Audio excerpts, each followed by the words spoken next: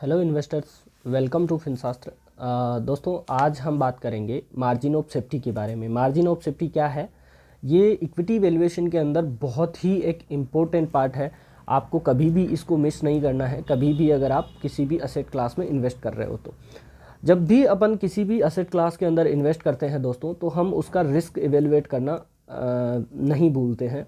लेकिन इक्विटी में समटाइम हम ऐसा करते हैं कि उसका एसेट का वैल्यूएशन नहीं करते, या उसका रॉन्ग वैल्यूएशन करते हैं और गलत वैल्यूएशन पे उसको बाय कर लेते हैं। इस वजह से वो कई सालों तक वो जो कंपनी है वो एक ही रेंज के अंदर खड़ा रहता है, और वो अपने लिए एक बहुत बड़ी हेडेक हो जाता है। इस सीरीज़ के अंदर अपन दोस्तों यही जानेंगे कि अभी जो करंटली मार्केट में कई सारी कंपनीज है जो ओवर वैल्यू पे ट्रेड कर रही है, तो हम उसी के बारे में बात करेंगे। और आज जो हम जानेंगे वो जानेंगे डी मार्ट के बारे में, क्योंकि डी मार्ट को हमने कभी न कभी एक्सपीरियंस किया है अपनी लाइफ में। डी मार्ट से हमने कभी न कभी कुछ न कुछ बाय किया भी है। बहुत ही अच्छी कंपनी है, बहुत ही अच्छा मैनेजमेंट है, लेकिन क्या उसमें इन्वेस्टमेंट अभी किया जा सकता है वो आज हम बात करेंगे। कई सारे फैक्टर्स हैं, कई सारी चीज़ें हैं, कई सारे रेशियोज़ हैं, हम देखेंगे। सिंपली ज़्यादा से ज़्यादा जितना सिंपल से सिंपल हो सके मैं आपको इसको समझाने की कोशिश करूँगा। आई होप कि आप समझेंगे, और आगे से कभी भी अगर आप कुछ भी इन्वेस्ट करते हैं तो इस मार्जिन ऑफ सेफ्टी को हमेशा अपने दिमाग में रखेंगे। तो चलिए आगे चलते हैं, और मैं आपको स्क्रीन पे एक स्लाइड दिखाता हूँ। इस स्लाइड में आप देखिए, इसके कुछ रेशियोज़ हैं। इस रेशियोज़ की अपन बात करेंगे। सबसे पहले आपको दिख रहा होगा एक रेशियो है, इसमें कई सारे रेशियोज़ है। उसमें आप पीई रेशियो देखिए, प्राइस टू अर्निंग मल्टीपल दोस्तों, इसका चल रहा है अभी 176 का। बहुत ही एक्सपेंसिव है। इसका क्या मतलब है कि 1 रुपया कंपनी अर्न करके दे रही है आपको 176 रुपये जब आप उसमें इन्वेस्ट करते हो तो आप खुद देख लीजिए, ये बहुत ज़्यादा एक्सपेंसिव है इस टाइम पे। प्राइस टू कैश फ्लो अगर अपन देखें तो 190 सेम बहुत एक्सपेंसिव है। 1 रुपये के बदले में उस 1 रुपये के कैश फ्लो के बदले में 190 रुपये अपने को इन्वेस्ट करने हैं। ईवी टू एबिटा इस तरह की जनरली इस तरह की कंपनीज में अपने को देखना नहीं चाहिए, बट फिर भी ईवी टू एबिटा 104 बहुत हाई है। टीटीएम प्रॉफिट अगर अपन बात करें, ट्रेलिंग 12 मंथ का जो प्रॉफिट इसने अर्न किया है वो है दोस्तों 1480 करोड़ का इसने प्रॉफिट अर्न किया है ट्रेलिंग 12 मंथ में। लेकिन अगेन इसका 2,60,000 करोड़ का मार्केट कैप है, और 1480 करोड़ का ये अगर ट्रेलिंग 12 मंथ प्रॉफिट अर्न करती है तब भी बहुत ज़्यादा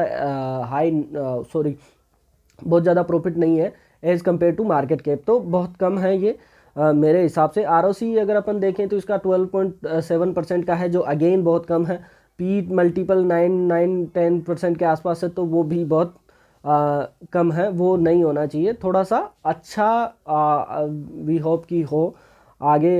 इसके ग्रोथ प्रोस्पेक्ट्स अगर अपन देखें तो बहुत अच्छे हैं, लेकिन फिर भी इस कुछ रेशियोज ऐसे होते हैं जो अपने को हमेशा अपने माइंड में देखनी चाहिए, माइंड में रखनी चाहिए।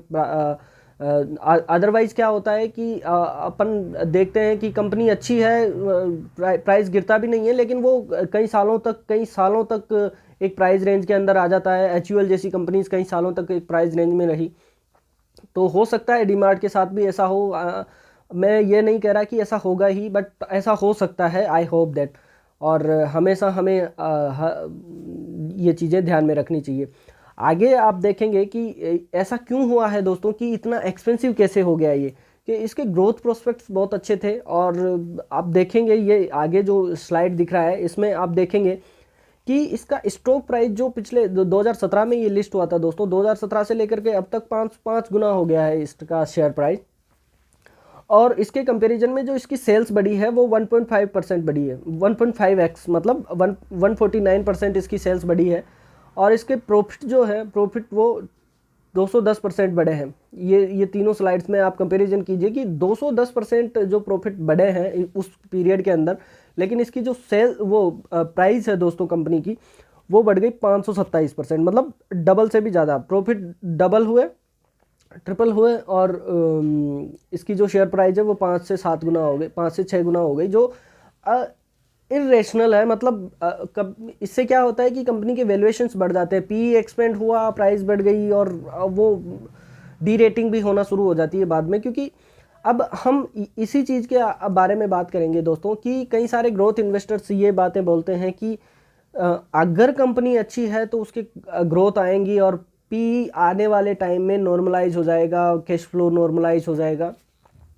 तो मैं ये आगे आगे जो स्लाइड दिख रही है उसमें अपन ये देखेंगे कि अगर इसका मान के चलते हैं कि 25% का प्रॉफिट ग्रोथ आता है 2025 तक की, अगर अपन बात करें, बहुत ज़्यादा आगे की बात करनी भी नहीं चाहिए, 2025 तक की अगर अपन बात करें 25% का इसका अगर ग्रोथ आता है तब भी, और अपन ये मान के चलें कि उस टाइम तक कोई भी इसके मार्केट कैप में कम ज़्यादा नहीं होता है, नॉर्मली 2,60,000 के समथिंग इसका जो करंट मार्केट कैप है उसी के आसपास ये रहता है।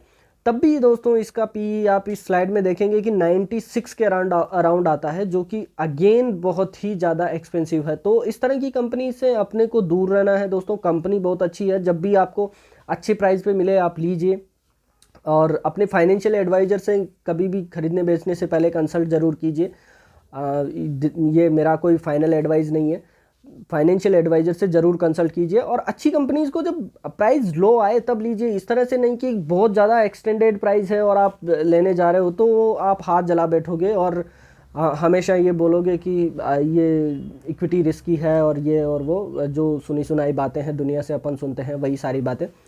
तो आई होप कि I have clarified this things to all of you.